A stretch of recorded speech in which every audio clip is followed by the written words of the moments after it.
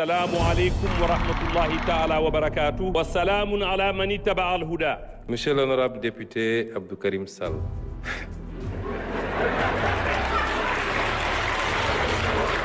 da nga door sa kàddu ci anam yoo xam ne ku ko dégg ne bésu àjjuma bi de waa ji xam naa moo jiite jumaa mu mbaaw loolu nag dafa safaanoog loolu ak li nga wax kilifa gu toll ni yow bu taxawee di wax Sénégal yëpp di ko dégg na wax dëgg baa mu noppi. Mesdames et messieurs, la séance est ouverte. Et je salue vraiment son courage de venir et de s'adresser aux Sénégalais, mais aussi saluer son courage pour avoir toujours à l'œil de dire la vérité, rien que la vérité et toute la vérité au peuple sénégalais. Comment comptez-vous apaiser le climat social et promouvoir la stabilité nécessaire au redressement de l'économie et sociale du pays? L'essentiel des Sénégalais aujourd'hui ont compris ce qui s'est passé dans ce pays, mais peut-être ne comprennent pas encore suffisamment ce que cela induit en termes de responsabilité de chacun d'entre nous. Nous avons retenu la date du 27 prochain pour lancer la première édition du dialogue social avec comme objectif d'aboutir à un pacte de stabilité sur la base d'un dialogue franc, sincère et profond. bu match nawetaan amee mbala combat bu pare ñu gis ay nit ñi dañu yore ay jaasi ñuy attaqué ay bien wu yoo xamante ne dafa appartenir ak ay nit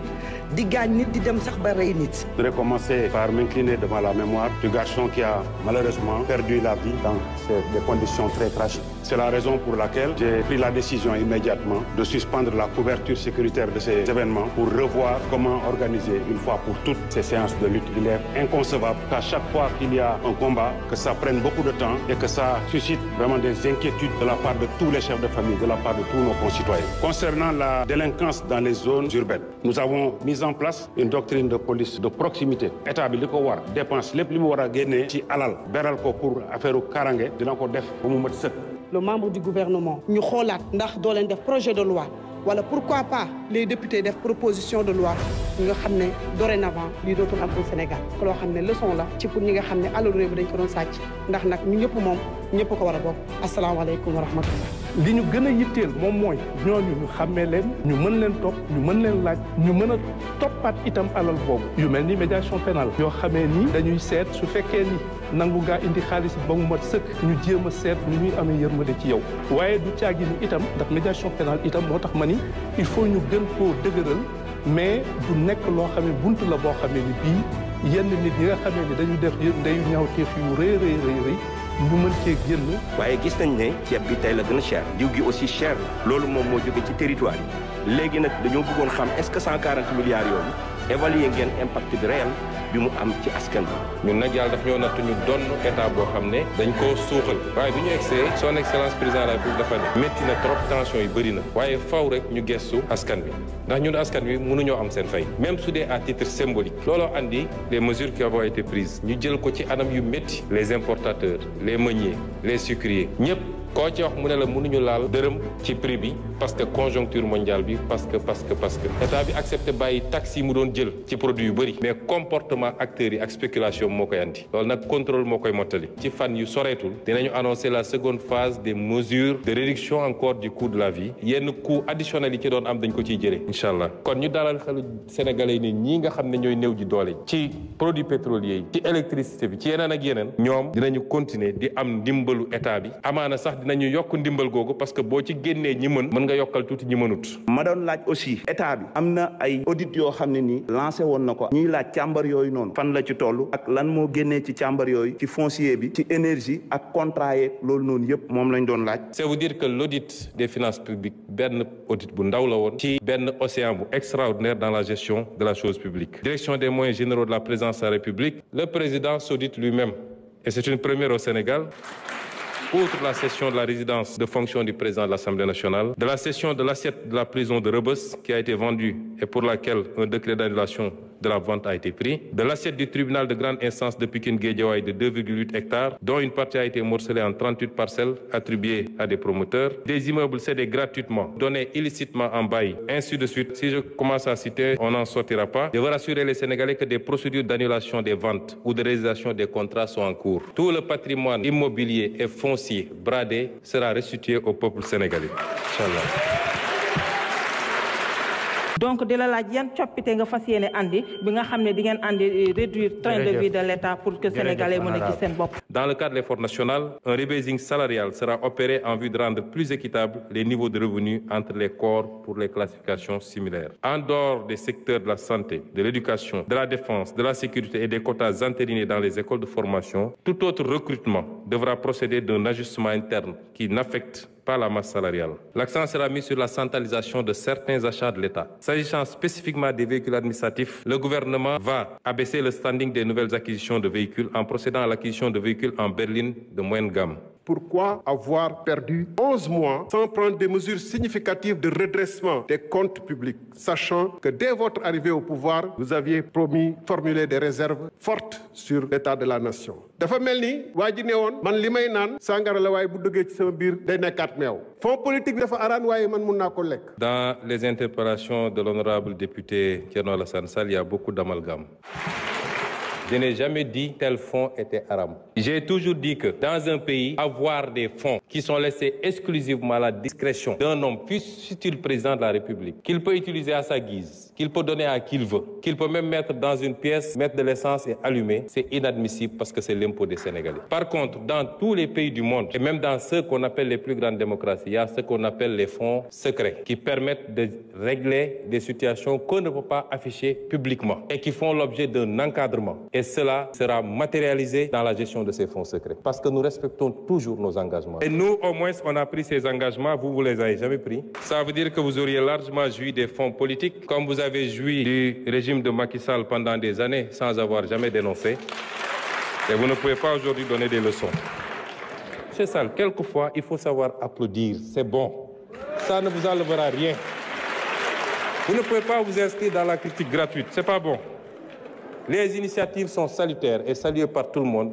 Mais dites gongo et puis c'est fini. Je vous remercie. jërëjëf njiitu jawriñ yi. ñu ngi xaar ci yéen tontu yu nga xamante ne yuy dalal seeni xel la parce que li ñu soxla ci état mooy muy dalal askan bi di dalal seeni xel te gis nañu ay manipulation yuy am. Monsieur le Premier ministre, vous me demandez de répondre à une question à laquelle vous avez donné déjà des réponses assez pertinentes et vous avez même donné un bonus à la représentation nationale en faisant le départ entre ce qui pourrait être considéré comme de l'ingénierie budgétaire qui permet à partir de la rationalisation budgétaire de dégager des marges de manœuvre à orienter vers d'autres secteurs stratégiques. xaalis mooy yor budget. donc li ñu waajal ci côté boobu mooy impôt douane trésor dañ leen di dooleel jumtukaay ñuy liggéeyee muy seen code ñu réformer ko ba méngale ko ci situation économique bu réew mi boole ko ak digitalisation di leb ci ay conditions yu gën a faible ci marché bi te loolu pour nga def ko il faut nga am ay projets yu leer nañ yoo xam ne économiquement éprouvé. Un rapport commandité pour faire diversion et amuser les Sénégalais comme à votre habitude. Je dis bien personne ne croit à la crédibilité et au sérieux de ce rapport. En tout cas, pas nos partenaires techniques et financiers, dont le FMI, la Verte Casamance,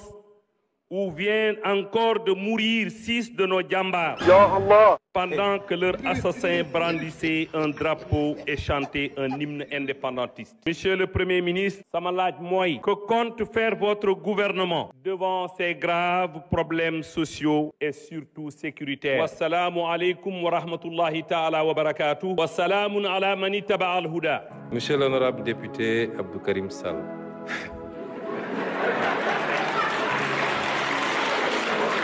nga da nga door sa kaddu ci anam yoo xam ne ku ko dégg ne bésu ajuma bi de waa ji xam naa moo jiite jumaam mbaaw loolu nag dafa safaanoo loolu ak li nga wax kilifa gu toll ni yow bu taxawee di wax Sénégal yëpp di ko dégg na wax dëgg mbaa mu noppi.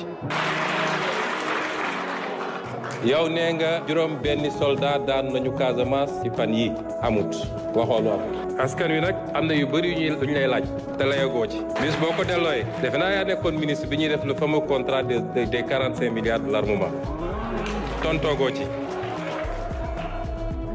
yeneen yi duma ko tudd vous vous êtes enrichi ñoom xam nañ li tax ñu daw ñu ci bëri ñëwuñu ñëpp mën nañoo wax ba mu des yéen da ngeen waroon raser les murs nga ñëw taxaw fii auzu billahi mina sheytaan rajim askan wi neen assemblée sax moo la may loolu ay nga rapport bi dañ ko commandité yéen ne ay républicain ngeen. Monsieur Sall, vous n'avez pas la parole. Monsieur Sall, vous n'avez pas la parole. Respectez les gens, sinon vous sortez. C'est très simple. bi ñu jëkkee def suñu point de presse wax li ñu gis ci audit bi nga xam ne IGF moo ko def da ngeen ne dara amu ci Sonko li muy wax yëpp du dëgg day politique. Cour des comptes moo war a joxe résultat bi yéen a ko fi wax ñëpp dégg ko. Cour des comptes ñëw joxe résultat bu gën a garaaw li ma waxoon waroon ngeen rus ñëw taxaw fii naan institution bi c'est commandité. Il faut ngeen respecter les Sénégalais. Cette manière de faire la politique est révolue. Ça ne passe pas. Dem leen ngeen noppalu ji parce que vous avez échoué et vous avez enfoncé ce pays. Le peuple mën na waxal boppam te xam na li ngeen ko def xam nga li ngeen ko teg yéen ak seen nguur. Est-ce que si kuréel c'est sanu manji ñaa sanku ngar ñaa ku yof boobaab si pour l'autre jaar est-ce que vision 2050 ay pane ngoo leen jaw wala buuma yoonu kengu mi taate le premier ministre du gouvernement yola salaamaaleykum Abaraka. La question était de savoir si la situation difficile des finances publiques entrave la mise en œuvre de la vision Sénégal 2050. Alors je disais tout à l'heure que l'État ne peut pas tout faire. Et c'est un État qui essaie de tout faire qui nous a valu ce niveau d'endettement très très élevé. Alors l'assainissement du cadre des affaires permettra d'attirer davantage de capitaux privés dans le secteur public marchand. Il est inconcevable que l'État continue sur une longue période de payer des salaires des entreprises publiques structurellement déficitaires et qui doivent être rentables. Pour une meilleure performance, une meilleure gouvernance, nous étudierons l'opportunité de céder une partie de nos parts à des privés ainsi qu'à l'affectation de la gestion de certains actifs marchands ou à potentiel marchand aux fonds souverains. L'État peut financer et faire, mais lorsqu'il est possible de faire au secteur privé, il faut créer les conditions qui peuvent permettre, n'est-ce pas, à ce secteur privé de pouvoir se développer et réaliser et alléger ce qui est sur le bilan de l'État. Chose promise, chose due. Tey gis nga les premières fourchettes et les premiers couteaux kenn gisu leen fi yaa que les seconds couteaux ñoo fi toog ñëw di amuser la galerie. Man premier ministre mu lay laaj mooy lu jëm ci population yi. ñoo ngi ci phase de redressement. Peuple sénégalais nga xam ne moo ñu fi teg lan nañu xaar si moom ban taxawaay la war am par rapport à cette situation de redressement. Je vous remercie. Honorable député Ayib Daffé, donc nous allons donner la parole au Premier ministre pour la dernière réponse. Vous avez 15 minutes. Patriotes yëpp laa wax nag. Je veux leur rendre un hommage et leur dire qu'ils doivent être fiers de ce qu'ils ont accompli. ñi ne woon ci réseau yi ñi ne woon ci mbedd mi ñi ne woon ñi doon génne seen poste li taxoon ñuy xeex amoon yaqin ni réew mi ci guuta lañ ko dugal. loolu la ñu gis tey moo tax war nañu am fierté. C'est ça le patriotisme, c'est ça aimer son pays. Et c'est exactement le contraire de ce que vous êtes et ce que vous avez fait pendant ces 12 ans. Tous vos chiffres sont faux. Ayez le courage de dire la vérité aux Sénégalais.